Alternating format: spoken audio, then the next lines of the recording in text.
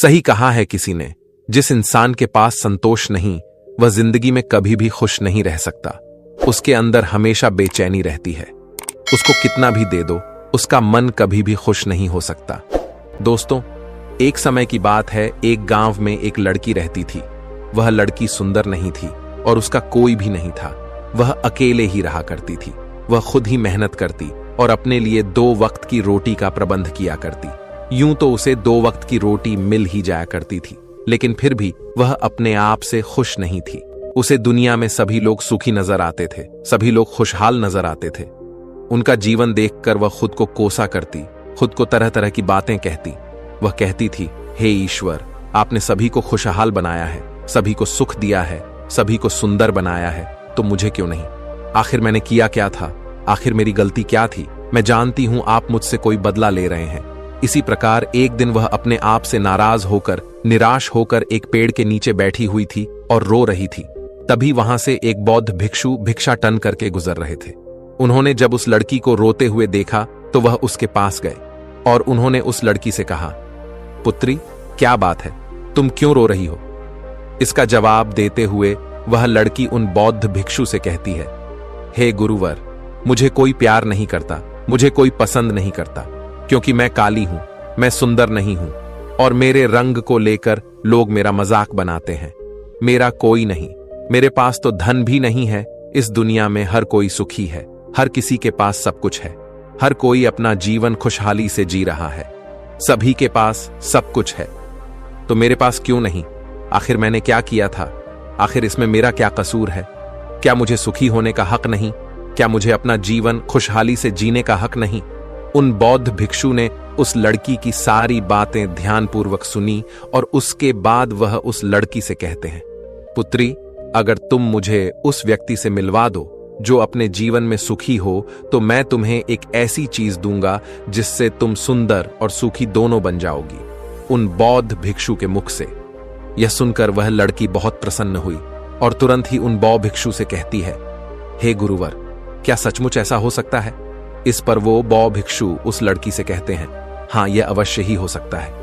तभी वह लड़की उन बौद्ध भिक्षु से कहती है, हे गुरु, यदि यह सचमुच संभव है तो मैं एक ऐसे आदमी को जानती हूं जो बहुत सुखी है, मैं उसे अभी लेकर आती हूं।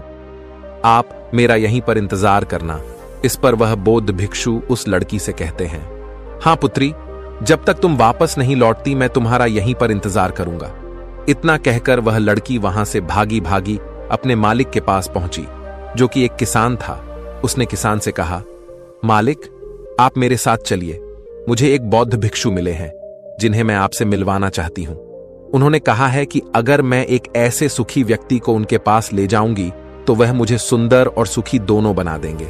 उस लड़की की आवाज सुनकर वह किसान दुखी होकर उस लड़की से कहता है, मैं तुम्हें कहां से सुखी लगता हूं?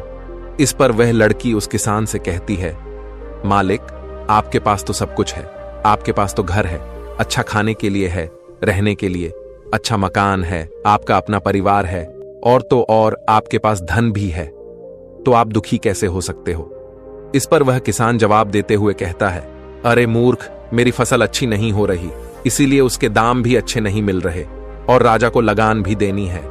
मेरे पास तो अब इतने पैसे भी नहीं है कि मैं फिर से अच्छे किस्म के बीज खरीद सकूं, और इस बार बरसात में मेरी सारी की सारी फसल भी खराब हो गई थी। अब तो मेरे हालात और अधिक खराब हो चुके हैं और ऐसे हालातों में मैं सुखी कैसे रह सकता हूं? जाओ किसी और को ढूंढ लो जो सचमुच में सुखी हो।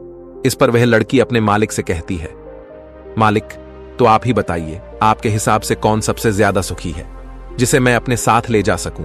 इस पर वह किसान कुछ देर सोच विचार कर उस लड़की से कहता है, मुझे लगता है कि व्यापारी बहुत सुखी है।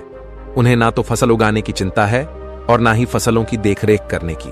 उन्हें तो बस फसल खरीदनी होती है और वह उसे कहीं से भी खरीद सकते हैं।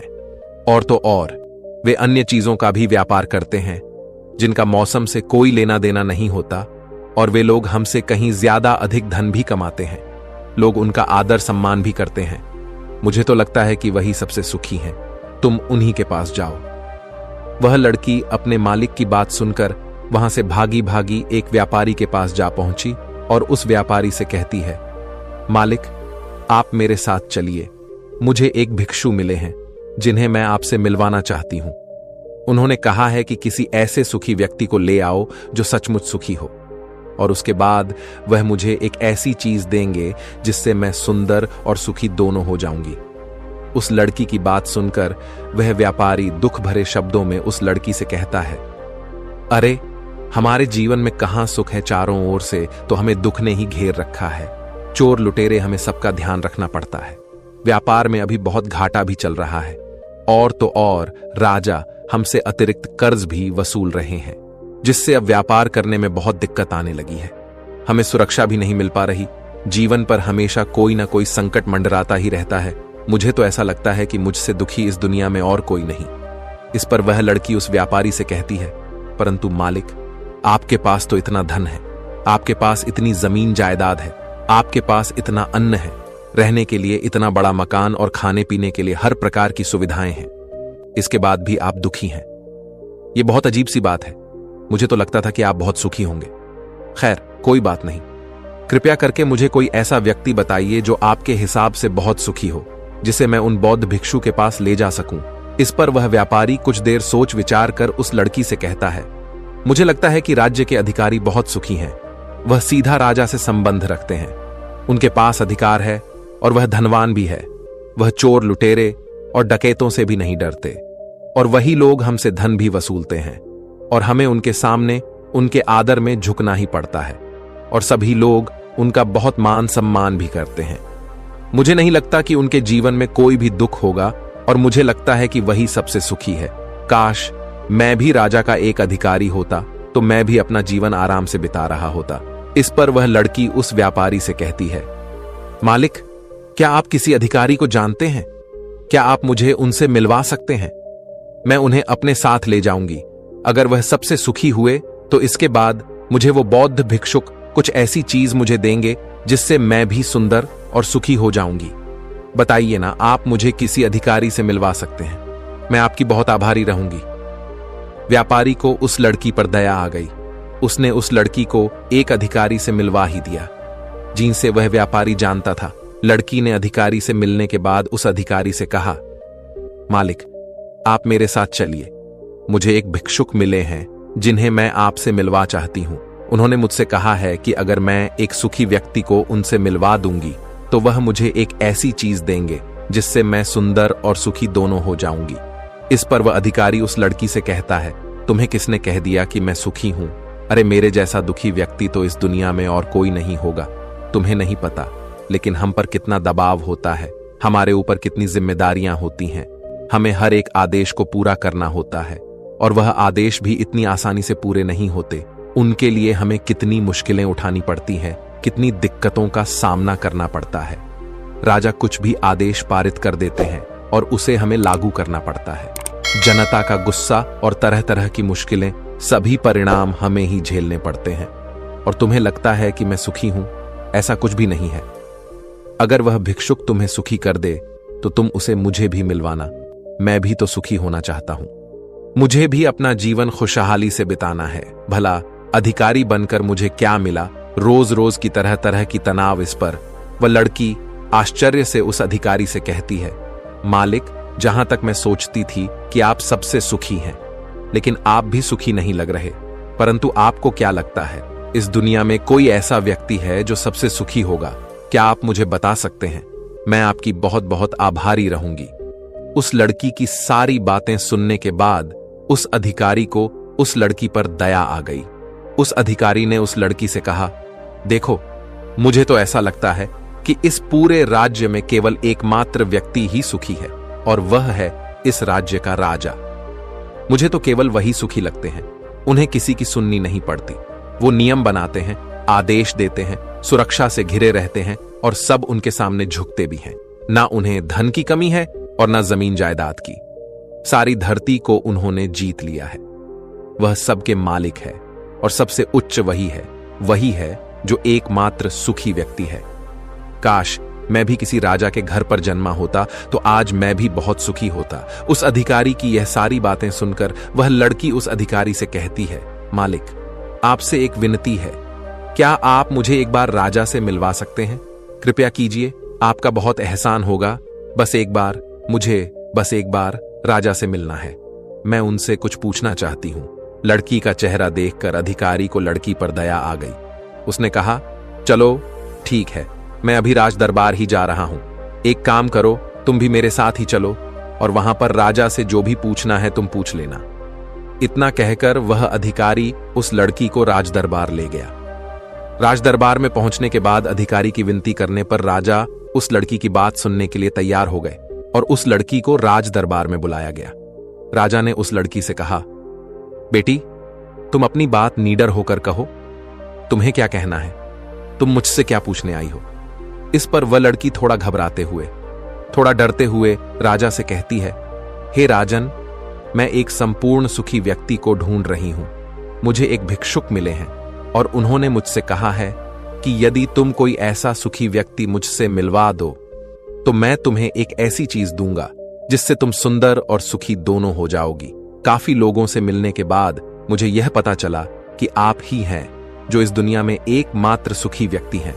तो क्या आप मेरे साथ उन भिक्षु से मिलने चलेंगे? आपका बड़ा एहसान होगा।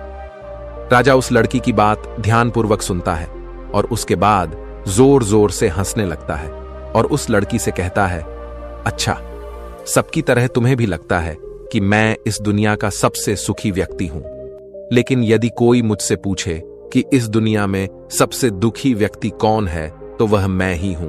मेरे पास नींद नहीं है, मेरे पास आराम नहीं है, मैं आराम से सो नहीं पाता। अंगरक्षक हमेशा मेरे आसपास रहते हैं, उनके बिना मैं अकेले कहीं जा भी नहीं सकता।